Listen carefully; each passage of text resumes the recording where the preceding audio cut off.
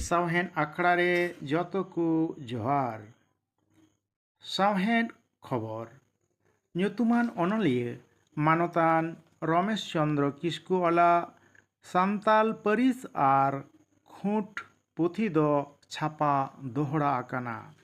सदरी कोचपाड़ा Santal welfare society.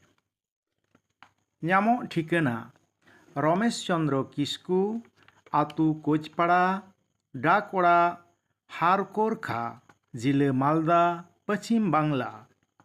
Phone number 9474140594 और Christian youth centre Dumka Jharkhand.